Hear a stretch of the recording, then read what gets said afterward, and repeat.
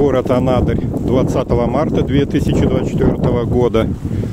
14 градусов мороза, ветер северо-западный, 10 метров, порывы до 15 метров. Идет метель.